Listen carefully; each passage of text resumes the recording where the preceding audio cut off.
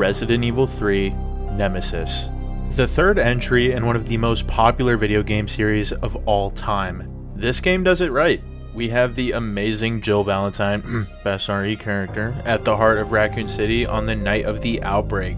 And as someone who enjoyed the older iterations of Resident Evil, I wanted to dive back into the classics, and I felt Resident Evil 3 was a good place to start as it's the title I was least familiar with, and unfortunately the title that got the worst remake treatment. In this video, we'll be diving into the game design, story, and art that is Resident Evil 3.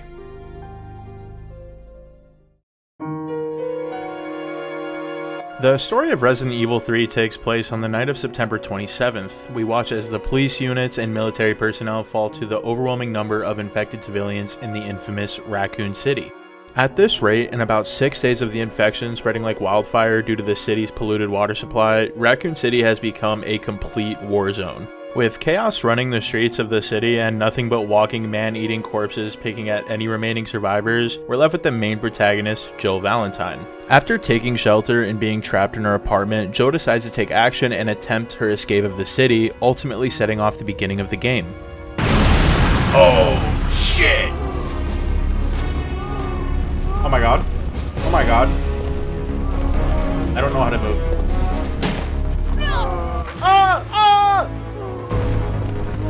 Can I run? Oh my god. I don't know how to move. Reloading tool? Shooting tool? Anyways, after smoothly adjusting to the old school control scheme, we find ourselves backed up and cornered into a nearby alleyway before running and escaping into an old warehouse.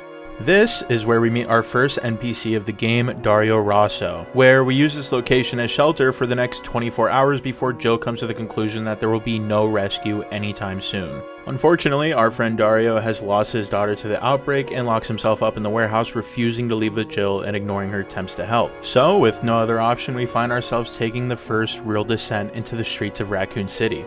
Now, upon stepping outside of the warehouse, I have got to say this game's atmosphere is damn near unmatched. We pretty much just wander through the streets trying to get our bearings and figure out where to go next, but while going through this process, I gotta be honest, I was constantly on edge. Oh my god, what? There's just something about the streets of this game that feels so daunting, and for a game that came out over 20 years ago, it's really impressive. There's multiple points while exploring the alleys and streets where you'll encounter random scenarios like this moment where I found a woman running for her life, and upon tracking her down, if you choose to do so, you'll come across her body in an alleyway being eaten by the zombie chasing her. And then there's this moment where we come across Brad bursting out of a zombie-infested stairwell, also running for his life. And this is a great opening segment for the game. It immediately sets the tone and embraces what real survival horror is. There's no hand-holding, and everything is up to you to find out, like where to go and, certain enemy capabilities. Can I hit them from up here? This motherfucker just threw up on me! After a bit more exploration, we come across a bar and good old Brad Vickers once more. No, not my homie! Upon seeing him get bitten, we help him take out the undead monster and take the chance to have an important conversation with each other. He essentially reminds the player how the police have been brutally overwhelmed, but more importantly, he warns us about him. Listen, he's coming for us. We're both gonna die. What are you saying? You'll see. Now, I mean, the game came out quite some time ago, and of course we all know who him is, but this little interaction right here is just one of the neat little ways that this game builds up the suspense for the big bad Nemesis. They don't just throw him at you right from the jump, but instead give you time to let it sink in and serve as one more thing to worry about in the back of your mind. Now, gleefully leaving the bar with this wonderful new insight, we continue our journey gathering some key items, a shotgun, and finally making our way to the next location. That location being the one and only RPD. Upon arrival, we're hit with one of the franchise's most iconic cutscenes and Nemesis' first appearance in the game. We watch as Brad tumbles in behind us, and right behind him is the bioweapon himself. After penetrating Brad's mouth, after killing Brad in front of us, the game presents us with what they call a live selection and a feature only seen in this game. This is essentially a moment where you have to quickly decide between two choices that will ultimately impact the progression of the story in one way or another. And let me make this very clear. I was not about to fight Nemesis. Are you kidding me? This man has so much aura, it took me an hour to load up the game for the first time. Seriously. Anyways, after running into the police station, I was met with the next main location of the game. With Nemesis lurking somewhere outside the police station, we ventured deeper through the building, gunning through monsters, collecting more key items, and inevitably getting jump scared. Oh my god, fuck. After making it to the STARS office, my personal favorite room in the RPD, we get to enjoy little pieces of lore around the room and collect our final items, but just before exiting, we hear a radio signal from a character we haven't met yet. What?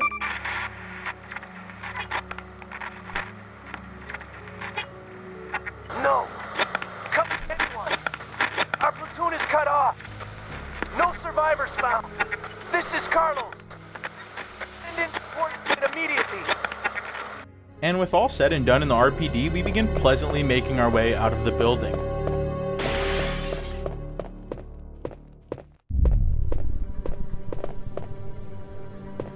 Fuck was that? I'm gonna shit my pants. Oh my god, fucking bitch! Bro, my controller unplugged. Oh my god!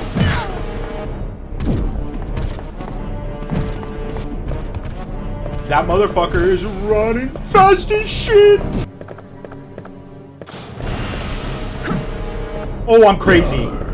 So, with my heart now plunged deep into my ass, we make our way back to the streets as more of Raccoon City opens up for us. We fight our way through rabid dog monsters and the game's first poison type enemy, the Drain Deimos.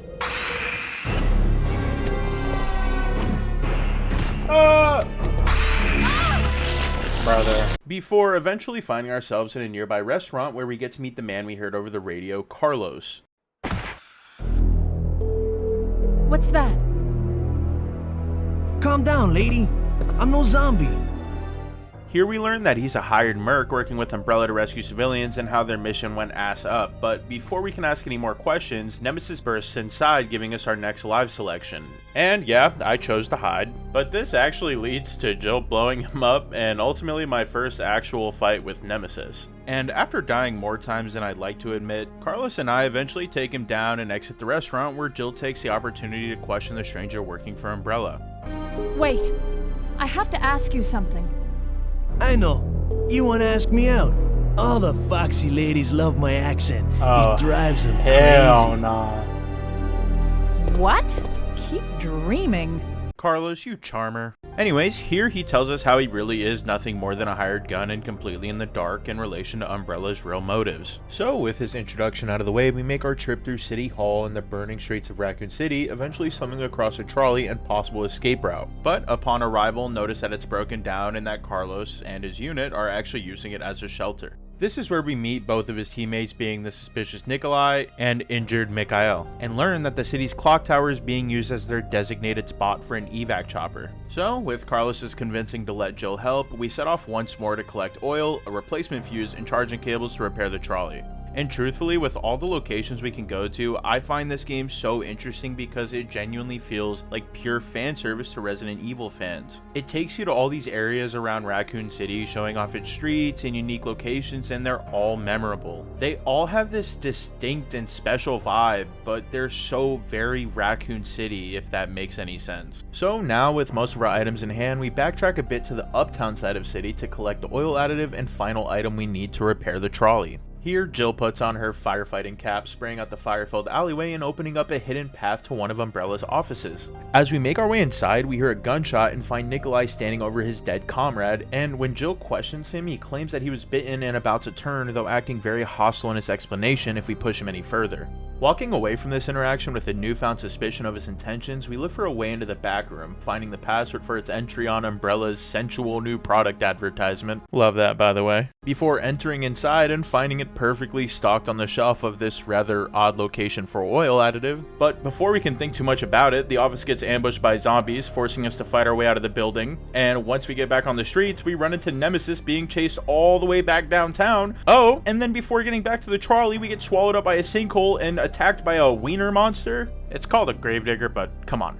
Anyways, after finally escaping that sequence of disasters, we finally get back to the trolley. Here we get it up and running, finally ready to take the ride to the clock tower, where we also explain to Carlos that Nikolai didn't make it, assuming that he died in the ambush. Unfortunately, just before getting there, the trolley begins to abruptly shake and rumble as Nemesis hops on the train to stop us. Here, Mikhail, the absolute legend, sacrifices himself and blows up Nemesis, letting us get to our location, but this is only half of the problem. We find out that we can't stop the trolley, forcing us to hit the emergency brakes as we derail, crashing into the clock tower's courtyard. Though at the very least, despite our rocky landing, we have officially reached the next major location of the game. Searching around the entrance a bit, we find our way into the clock tower through one of its side paths, entering the super elegant and upscale interior brimming with classic RE vibes. And as a longtime fan, an environment that's extremely comforting. We get a dimly lit chapel with an altar at its front, a grand hall warmly colored with a big staircase, and a claustrophobic library littered with jumping spiders.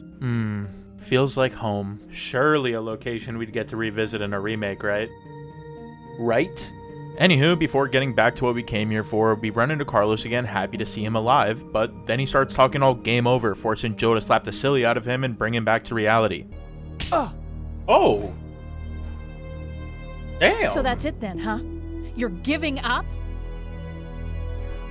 No. I can't handle it. So, with Carlos storming off, we head upstairs for the clock tower balcony to ring the bell, but unfortunately find the gear that operates it to be missing and Nemesis to be blocking our path. And you know what? I'm sick of that guy, so we push his ass off over the edge and get back to our silly little puzzles. And speaking of silly little puzzles, we do the simple yet enjoyable one where we fix a song, making it play in tune, and then we piece these two keys together before making our way over to the third and final puzzle of the clock tower. But honestly, I kinda just monkey brained this one, overthinking it at first. A crystal ball, that's the future, duh. Because you use the crystal ball to tell your future, bro. Come on now. But now with the shiny new replacement gear in hand, we get the clock tower bell to ring and finally escape Raccoon City. You're saved. Down here! Resident Evil 3, bro. It's finally over. Huh?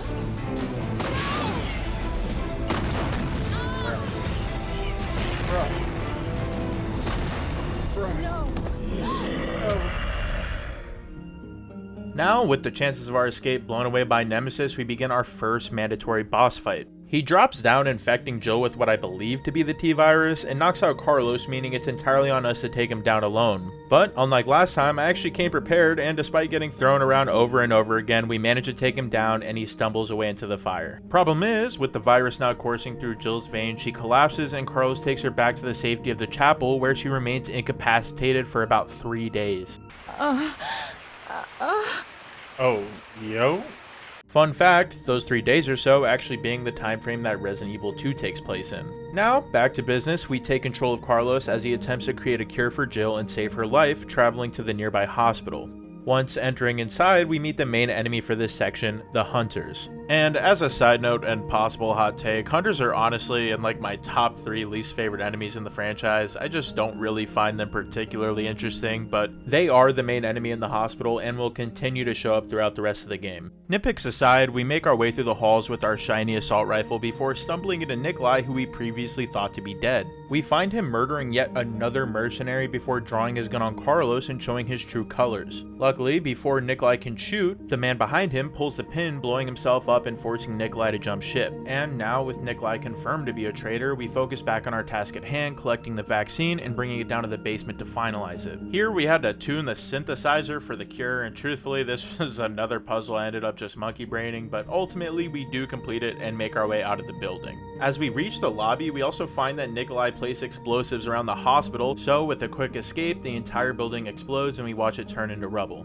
Having the best luck in the world, our problems don't end here, because once we enter back into the clock tower, Nemesis shows up again and chases us all the way to the chapel, where we finally give Jill the cure, saving her life. Here, Carlos also explains to us that Nikolai is still alive and not to trust him before taking off. With the game giving us back control over Jill, we run away from Nemesis again because he ate all my resources in our last encounter before making it back outside and moving to the next location of the game, the park. The park isn't a section of the game that takes a particularly long time to get through, but it's another environment in Raccoon City that offers some more lovely visual variety. This area is gorgeous to explore and has that special vibe I talked about earlier, which is something truly unique to the classics of this franchise. Going through this location and taking in my surroundings, we move further along through the hunter-infested bridge and zombie-filled cemetery where we find ourselves entering a dark, seemingly abandoned cabin. Upon further inspection, we notice what appears to be a secret room hiding behind the fireplace. Then, breaking down the brittle wall and crawling inside, we learn that this location is being used as a hideout for the mercenaries. At this point, we also stumble across Nikolai once more, proceeding to tell us one of his true motives, which was recording data on the bioweapon's effectiveness. Of course, this only being one of his many tasks amongst others, being his position as supervisor. Though, before we could continue our conversation, tremors begin shaking the cemetery, causing him to flee the cabin. As Jill exits the cabin behind him, the tremors grow stronger, swallowing her up and beginning our boss fight against the Gravedigger. This boss fight isn't really notable or remarkable in any way, probably being the least enjoyable encounter in this entire game, but to cut things short, we electrocute him with a nearby puddle. Fortunately for us though, this encounter wraps up the park section as we make our way to the next location. Less fortunately for us, just as we exit, Nemesis corners us on this tiny little rope bridge, and you know what? Double screw that guy, we push his ass off the edge again, and with him out of the way for now, we reach the final segment of the game, the Dead Factory. Stepping inside, we take in our new ominous surroundings before reaching the next safe room and meeting up with Carlos. Here, he informs us that Raccoon City will be getting wiped off the map at dawn and that we need to hurry with our escape before getting blown to oblivion.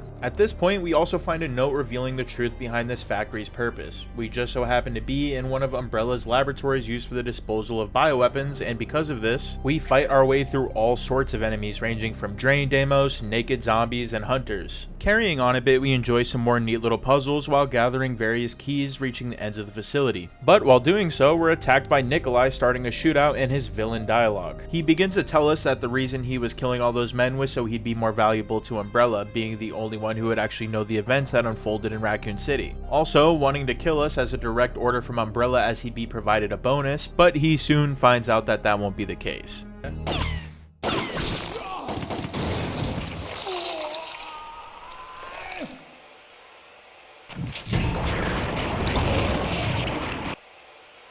Bruh. Yo, Joe, you see that shit, Joe? Turning the corner, we find Nikolai disfigured and stuffed into the vent above us, marking his end and ultimately leaving us with one last antagonist. Entering the disposal room, we're hit with a time-limited boss fight where we have to take out good old Nemi before getting dropped into the incinerator. Here, Nemesis gives us irreparable back damage in this fight, flinging us around, but we make sure to give him payback, dousing him with the nearby acid valves and lighting him up with our grenade launcher. Plus, with him being in a weakened, less dangerous state, we're able to beat him relatively quickly and escape the room as he and the remains of countless corpses drop into the vat of acid. With Nemesis down and seemingly dead, the overhead intercom warns us that the missile strike is going to commence, so we begin making our way to the exit. Eventually reaching the comms room, Carlos contacts us, letting us know that he's gotten a chopper and he's making his way over to pick us up, also leaving us a receiver that shows us how close the missile is. Beginning the countdown to Raccoon City's demise, we start rushing towards the evacuation point before entering a room set up with 3 charging stations linked to a massive railgun. Upon starting up the first charging station, Nemesis's mangled body falls into the room where he begins to rather suspiciously consume the corpse of a tyrant resting in the corner. And with his body being destroyed over and over and him regenerating again, the parasite in his body begins mutating out of control, turning him into a disfigured atrocity and beginning the final boss fight. Here we begin to activate the stations around the room, avoiding Nemesis and charging up the railgun. Attempting to squeeze past his large frame and wailing into him with everything we got, we lead him in front of the railgun where we blast him with the craziest backshot of all time. And even after being left as nothing but a lump of flesh, Nemesis crawls towards us in a frail attempt to finish the job. Jill, having enough of his existence, begins unloading rounds into the bioweapon and officially delivering the coldest line ever said. You want stars? I'll give you stars. Oh!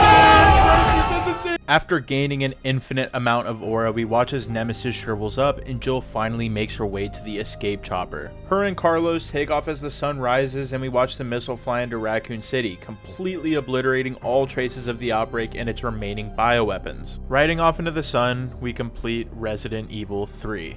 Now, this ending isn't technically canon, but truth is, no matter which ending you get, all the major plot points remain the same, the difference in the canon ending being that we get saved by Barry instead of Carlos, and that Nikolai survives and escapes. But, with that said, now it's time for my favorite section of the video. I figured we'd begin this section with the thing I probably mentioned the most so far, and that is the environments. Taking place in Raccoon City, we travel through so many locations in this game and they all have this really special atmosphere that I do kind of think has been lost over time. And don't get me wrong, I actually do like the energy and feeling that comes with the remakes and newer titles of the series, but it just isn't quite the same. Of course, some may say it could be whittled down to nostalgia, but I find that hard to be the case because I have found this vibe in newer titles of other franchises. For example, in my last playthrough of 2021's Final Fantasy VII, I remember feeling a very similar energy from its cities and unique environments. Between the colors and the unique city layout, the word I think best describes it is dreamlike. It doesn't feel like there's just props placed in front of me to try and make me believe I'm in a world that exists. Instead, it makes me feel like I'm in a unique, living, breathing world that has history and a lore. Traveling Raccoon City in this game makes me want to know more about the outbreak and its lore with Umbrella from the environments alone. Each still image presented to the player has so much detail packed into it and doesn't feel like I'm moving around in another New York type city. Something else that I find to be really interesting is despite how cozy these environments are, I was still nervous to enter each new section and turn the corners to find whatever might be lurking behind them. This feeling being added onto by its perfect synergy with the game's music and ambience. As you walk through the city, every single element of the sound design just fits so perfectly together between the howling wind, ambient music, and cawing of the distant crows. This is something consistently amazing in the original trilogy, highlighting the talent of the artists who worked on them. Just the subtle things like entering a room and only being able to hear the footsteps of what's lurking inside, or the music changing when Nemesis is nearby has a ton of impact even if you aren't directly aware of it. Speaking of Nemesis, I think now is a good point to move on to the characters of Resident Evil 3, starting with the bioweapon and main antagonist himself. Growing up and being much younger, even when I was faintly knowledgeable on the franchise, I always knew about Nemesis, being an extremely iconic character in the series. His build-up at the beginning of the game, from Brad's ominous warning and the cutscene for his first appearance, built a strong suspense. And even better, when you first encounter him, he delivers on all expectations. His design is a strong one and tells you everything you need to know about him. You see a tall, hulking monster in dark, lab-like clothing, and it all reads as unable to be contained and barely held together. The buckles all over him feel like constraints that emphasize his past as a lab rat, and the staples on his clothing and flesh feel like a brutal attempt at trying to stop him from falling apart. You can tell he isn't some random monster that just came to existence, but rather an experiment that was painfully morphed and created, perfectly aligning with the story. Nemesis truly is a terrifying force that stops at nothing to pursue you, making him very threatening indeed. But despite that, I personally always felt a bit of tragedy and sadness in his character. Onto the other enemy types in this game, they all show the same kind of thematic design choices, like the zombies and hunters showing deterioration on their bodies. Everything about them reads as unnatural and biologically malformed, which is exactly how it should read, resulting from the uncontrolled outbreak of the T-virus. Of course, while traversing through the streets, we also stumble across more special enemies, such as the Drained Amos, whose design I really like for a mutated creature, and the Gravedigger. I find this enemy to be kinda silly in its design, obviously being a bit similar to other biological things, but ultimately the uncomfortable feeling you get from looking at it certainly seems to be a bit intentional. As for the human characters in this game, I don't find them to be designed with particularly deep narrative intent, but that is not at all to say they are poorly designed. Starting with Jill, we see her in a more casual outfit, which does fit with the location of the game and screams late 90s, early 2000s. Capcom loved big brown boots on their female characters in this era of gaming, and whenever I see it, it's instantly recognizable. This outfit is iconic in the series, but honestly, I've always found her looks to be very memorable. Onto Carlos, our second protagonist, we get the cocky, good-looking guy sporting his mercenary attire and rolled-up sleeves, once again being very reminiscent of the game's time. As per usual, Resident Resident Evil loves having its attractive main characters, and I adore seeing them tied to their eras, eventually evolving as the years go on. Overall, the art design in Resident Evil 3 is both incredibly well done and charming. For people who refuse to play games based on older control schemes and dated graphics, I believe you are truly missing out on something special, and highly recommend that you step outside of your comfort zone to see it for yourself. The art direction of this game is something that will stick with me as an artist and longtime fan of the series. If you made it to the end of the video, I hope you enjoyed my deep dive on this amazing title.